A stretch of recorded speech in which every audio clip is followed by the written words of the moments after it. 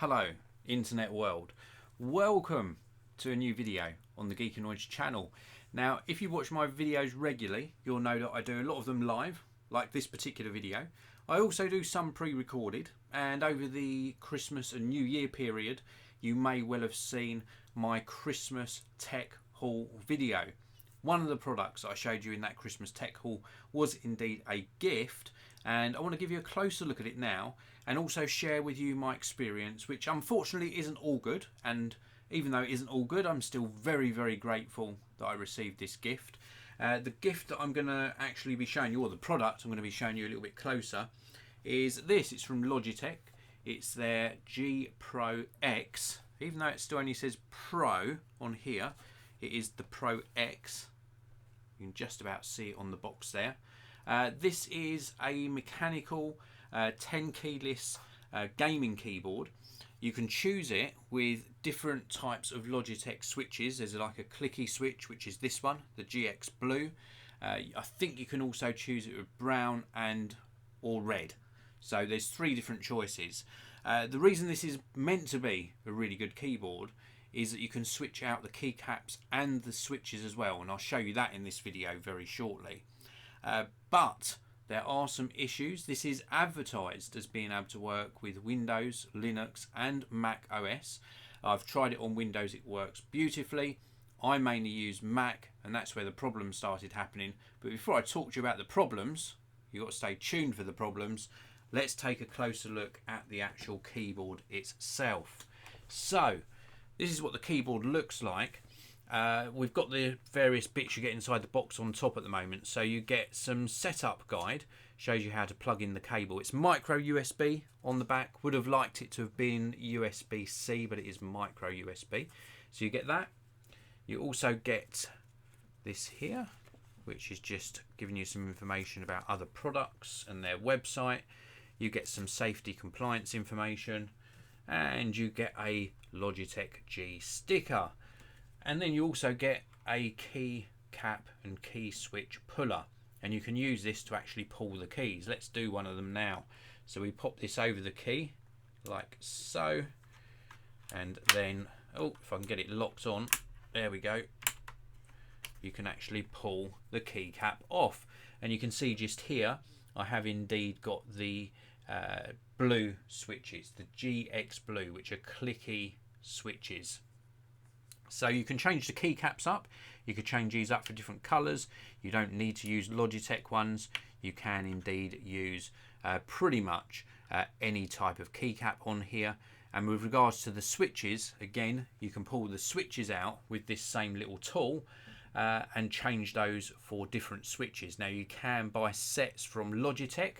Logitech sell the sets on their website. They're not too expensive. I think they're around about £40 or £50 for a complete set of switches. So you can use the Logitech GX switches, or indeed you can use Cherry MX switches or any Cherry MX compatible switch with this keyboard. So you could go for Gateron, for example, or Cherry MX, or a whole plethora of different manufacturers, and really customize this to your personal preference. So apart from being able to do that, it is pretty much just a really good mechanical keyboard. We should stop talking, or I should stop talking and let you hear this as you type. I've got to do this round the tripod, so it's a little bit tricky, but here we go.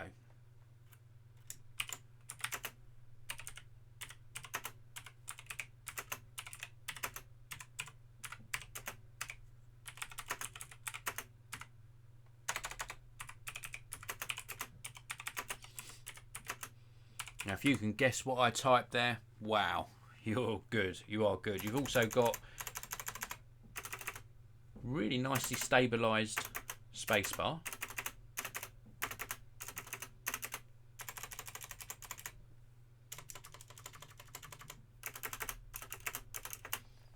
It sounds and feels really nice. Now, you've got additional features as well. You've got full row of function keys. You've got the shortcut keys here, up, down, left and right arrow. You've also got backlighting. Now, I've got this custom set at the moment, so I've got blue on here. It's not showing too well on the camera, but these are blue down here, blue across the bottom, and the rest of the keys are indeed yellow. Couple of issues. You have to have this connected to the software. There's no profiles or profile memory on the keyboard itself. So if I disconnect this and connect it to another machine, it doesn't remember what settings I've made for the backlighting. It has to be connected to the computer, and it also has to be connected to the software. So the software, the G Control software, has to be running for you to actually load these profiles up onto the keyboard. Second issue, you can't adjust the brightness of the backlighting. You're stuck at this brightness only. You can turn the backlighting off, you can turn it on, but you cannot adjust the brightness. That's the second issue. There is a third issue which I'll talk to you about very shortly. There's also gaming mode, so you can put the gaming mode on, and that sort of locks out various keys down the bottom here, like the Windows key for example, so you don't actually press that whilst you're gaming. So that's a nice feature. We've also got caps lock LED light just here. We've also got this LED light just here which lights up from time to time, although I'm not sure what that one is for. There's feet that you can put out at different angles. I'll show you those once I've disconnected the keyboard, but that's primarily a look at the keyboard. I think it's a very nice looking keyboard. It feels extremely nice to type on, but it has got those issues which I'll go over again very shortly. So let's just unplug this. I'll show you what the USB cable looks like. So this is what the micro USB cable looks like.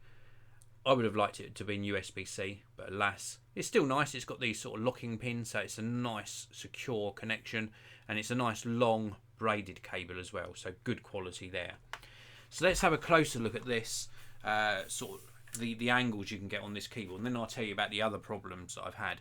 So on the bottom here, we have got these feet, and the feet come out at different angles. You can get like a nice shallow angle.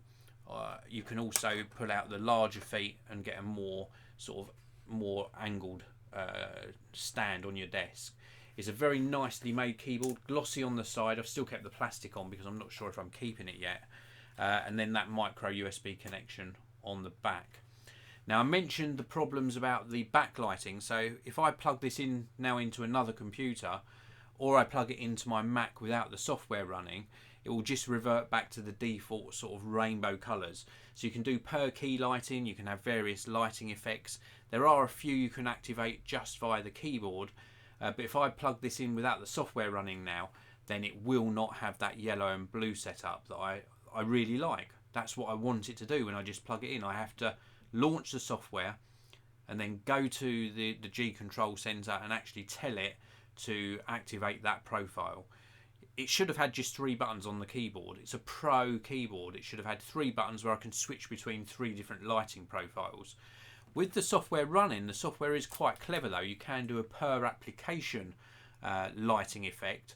So if I go to something like Final Cut Pro 10, then I can have various keys lit up in a different colour, then switch to Photoshop and I can have different keys lit up in a different colour. So that's good, but you have to have the software running to do that all the time.